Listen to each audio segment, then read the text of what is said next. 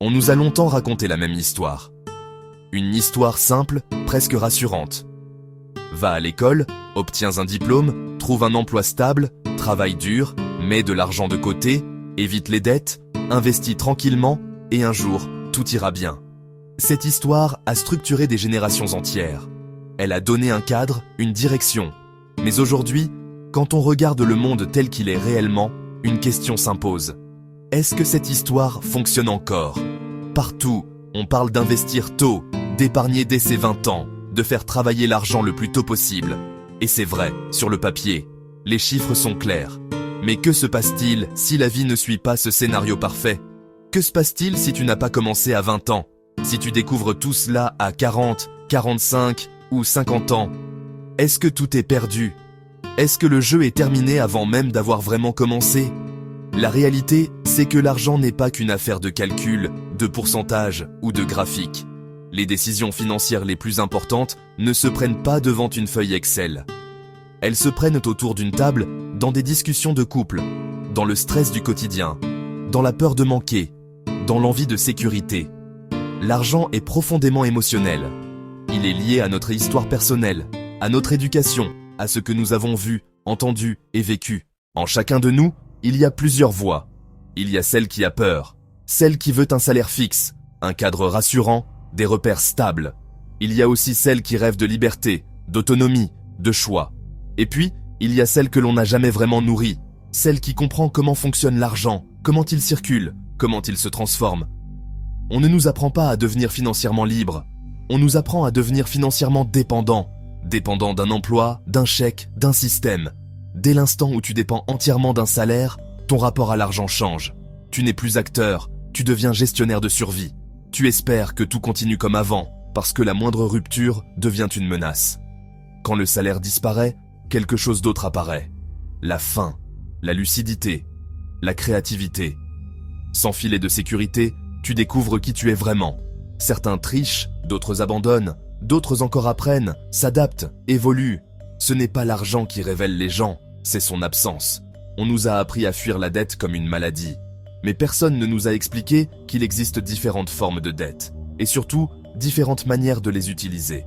Certaines dettes appauvrissent, d'autres structurent. Certaines enferment, d'autres libèrent. Le problème n'est pas la dette en elle-même, mais l'ignorance de son fonctionnement.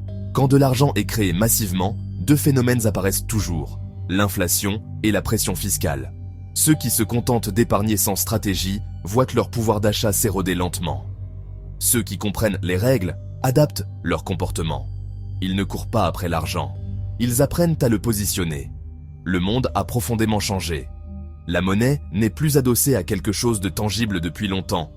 L'information se périme à une vitesse folle. Les compétences deviennent obsolètes en quelques années.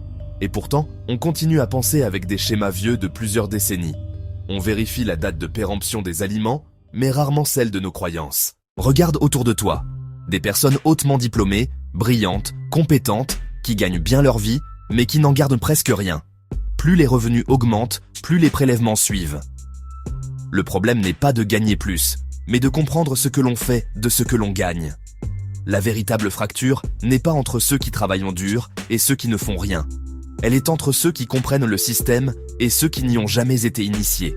Entre ceux qui subissent les règles et ceux qui les utilisent. Entre ceux qui ont une économie extérieure fragile et ceux qui ont développé une économie intérieure solide. Un entrepreneur ne dépend pas d'un contexte parfait. Il développe un état d'esprit. Il sait que les cycles changent, que les crises arrivent, que les règles évoluent. Là où certains voient une catastrophe, d'autres voient une transition. La différence ne se fait pas sur le talent, mais sur la capacité à s'adapter. Si tu penses que les 20 prochaines années ressembleront aux 20 dernières, tu prends un risque énorme. Le monde ne progresse pas lentement, il bascule. Les certitudes d'hier deviennent les erreurs de demain. Et dans ce monde instable, la seule vraie sécurité, c'est la compréhension. La liberté financière ne vient pas d'un gros salaire. Elle vient du contrôle. Le contrôle de ton temps. Le contrôle de tes choix. Le contrôle de ton énergie mentale. L'argent n'est qu'un outil. Mal utilisé, il enchaîne. Bien compris, il libère. Tu peux perdre de l'argent. Tu peux te tromper. Tu peux échouer. Mais si tu développes cette économie intérieure, cette capacité à comprendre, à analyser, à ajuster, alors tu peux toujours reconstruire. Toujours. Si cette vidéo t'a fait réfléchir, si elle a ébranlé certaines certitudes, alors elle a rempli son rôle.